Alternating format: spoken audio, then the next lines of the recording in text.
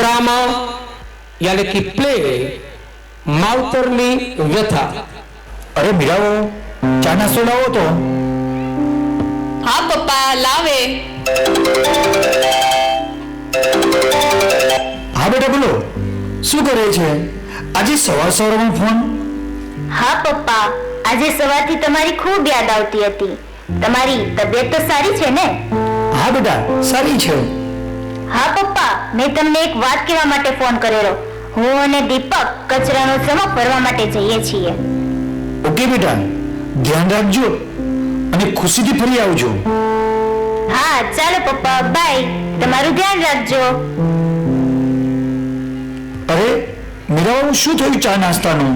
જલ્દી કરો, મારી પ્રેશરની ટેબ્લેટ લેવાની છે. પપ્પા ગીતા ચા બનાવે છે. આજે ચા નાસ્તાનો વારો ગીતાનો છે. હા મને ખબર છે, ચા નાસ્તાનો વારો મારો છે. હું બનાવું છું. વારો? શાનો વારો? આ બધું શું છે?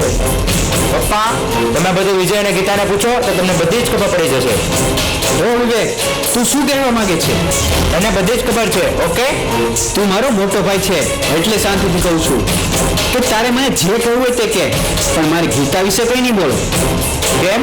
ગીતા કોઈ મહારાણી છે તો તેને કંઈ નહીં કહેવાનું? આ ઘરમાં જે કાંઈ ઝઘડા થાય છે તેનું મૂળ ગીતા જ છે. કેમ? મેં શું ઝઘડા કર્યા? અને હા, હું મહારાણી હોય કે ના હોય, પણ હું મારા પપ્પાને ઘેર રાજકુમારીની જેમ જ રહી છું. અને તમને કોઈને પણ હક નથી કે તમે મને કંઈ પણ સંભળાવી શકો. હા સાચું બોલી, તું બરાબર કહે છે. એ બાયલા તું તો ચૂપ જ રહેજે. ઓકે, ને તમને કેમ કંઈ કહી ના શકું? તમે પૈસાવાળા હોય તો તમારા પપ્પાના ઘેર, અહીંયા નહીં. બસ હવે બહુ થયું. આ રોજ રોજ નાની નાની વાત પર ઝઘડા કરો છો તો આ ઘરનું શું થશે? તને કઈ ખબર છે આ નાના દીકરા પર શું અસર થશે? તું કઈ ભાન છે? મારે નથી કરવો ચા નાસ્તો. આ શું થઈ રહ્યું છે? કઈ સમજ નથી પડતી. આમ ભાઈ ભાઈ ઝઘડો કરતા રહેશે તો ઘરનું શું થશે? વિજય અને ગીતાના લગ્ન થવાની હજુ એક જ વસ્તુ થયું છે. આ આજુબાજુવાળા કે આ સમાજના લોકો શું વિચારશે?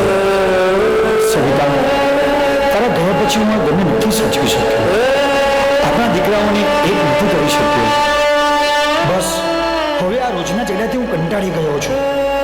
મારે કાયમ માટેનો કોઈ ઉપાય કરવો જ પડશે. અશોકભાઈ તેમના બંને દીકરાઓ વચ્ચેનો સંઘર્ષ જોઈને ખૂબ જ નર્વસ થઈ ગયા છે અને તેણે એવું નક્કી જ કરી લીધું છે કે મારે જ કોઈ નવો ઉપાય શોધવો પડશે. તો હવે અશોકભાઈ શું કરશે? ચાલો આપણે સાથે જોઈએ.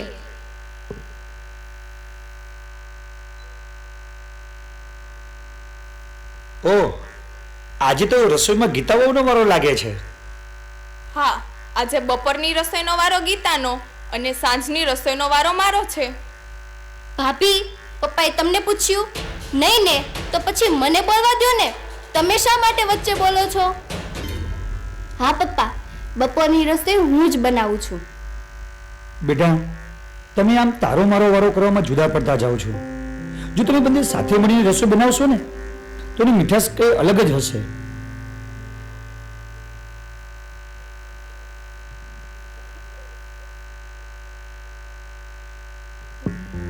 આ ચા બનાવવાનો વારો, આ રસોઈ બનાવવાનો વારો.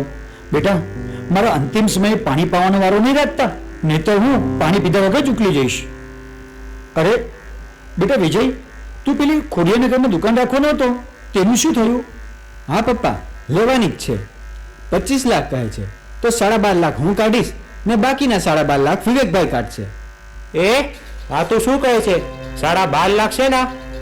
ગીતાને પાર્લર બનાવવાનું છે એટલે દુકાન લઈએ છીએ અને આપણે બંને ભેગા રહીએ છીએ એટલે અડધા તો તમારે જ આપવા પડે ને. ઓકે વિજય, તને તો તારા સસરા આપી દેશે, પણ મારા સસરા એટલા કેપેબલ નથી કે મને આપે. તો એ બધું અમારે નથી જોવાનું. ઓકે? અને હા, જ્યારે તમે ધંધામાં નુકસાન કર્યું ને ત્યારે વિજયે જ તે પોતાની બચતના 10 લાખ રૂપિયા તમને આપ્યા હતા. હવે તમારો વારો છે. ઓકે? અને હા, તને ખબર ના હોય તો કહી દઉં, તે સમયે વિજયના લગ્ન નહોતા થયા. હા, હું તે જ કહેવા માંગુ છું કે તે પરણેલા ના હતા છતાં પણ તેમણે તમારી મદદ કરેલી અને તમે એક છોકરાના બાપ બન્યા પછી તો તમે તમારી જવાબદારીને સમજો. એ વિજય, તું તારી બહેરીને સમજાવી દે કે નાના મોટાનું માન રાખે.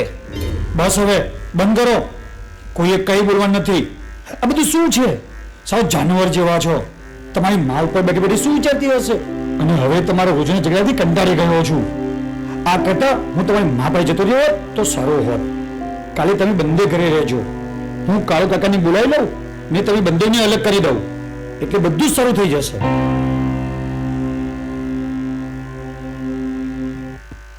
અશોકભાઈ કંટાળીને નિર્ણય લઈ જ લીધો લાગે છે કે બંને ભાઈને અલગ મૂકવાનું નક્કી કરી લીધું છે અને ગામના વડીલ મિત્ર કાળુભાઈને પણ બોલાવી લીધા છે. ચાલો આપણે આગળ જોઈએ અશોકભાઈના પરિવારનું શું થશે. હા કુંજ બેટા, શું કહે છે બેટા તું? દાદા મને લેસન કરાવવાના. હા બેટા, લેસન કરી લઈએ. આજે કયા વિષયમાં તને લેસન આપ્યું છે? આજ મને ગુજરાતી વિષયમાં લેસન આપ્યું છે. દાદા દાદા અલગ થવું એટલે શું? બેટા, કાલે આપણે ઘરનું ચિત્ર બનાવ્યું હતું ને તે કાગળ લઈ આવો. લો દાદા આપણા ઘરનું ચિત્ર. બેટા, એક ઘરના બે ટુકડા થવા એટલે અલગ થવું. આ ઘરમાં કાં તો તારા પપ્પા રહેશે કાં તો તારા કાકા.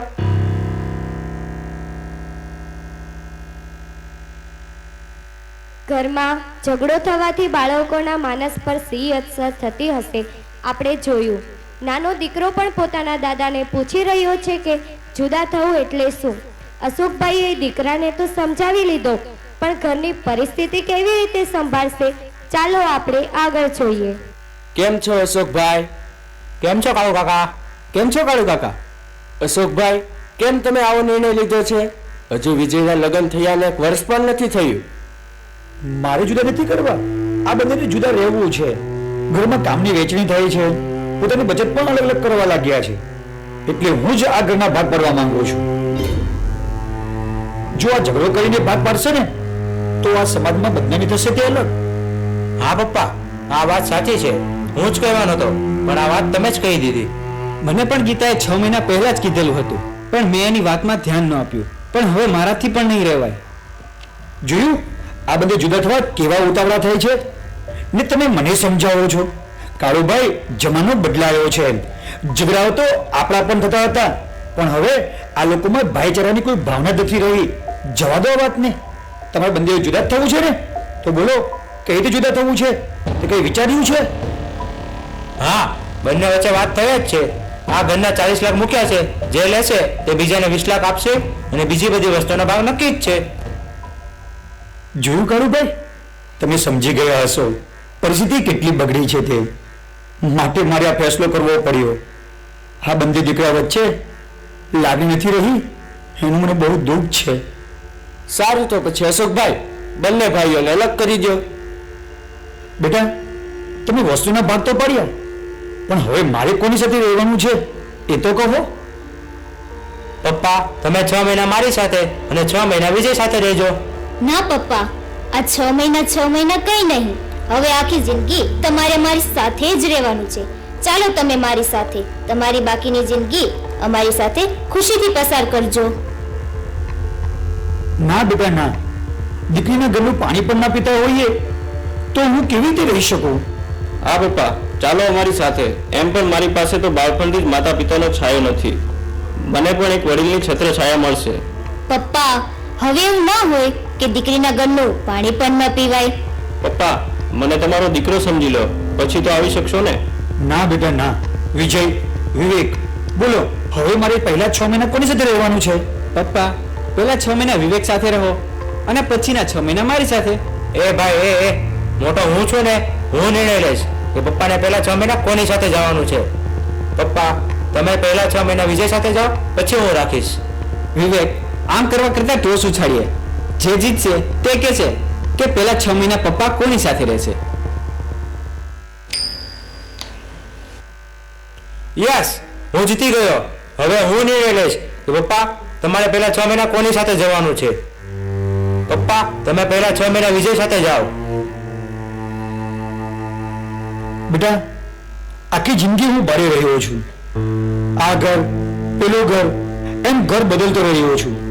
જીવનમાં ખૂબ કષ્ટ વેઠીને મેં પોતાનું ઘર બનાવ્યું છે.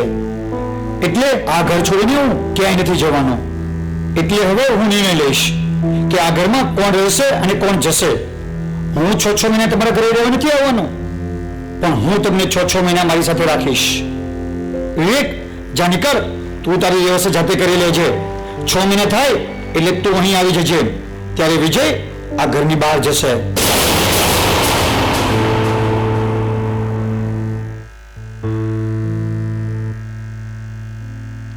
દાદા દાદા, મારા પપ્પાને જ્યારે હોય છે ત્યારે હશે, પણ મને તમારી સાથે રાખ્યો ને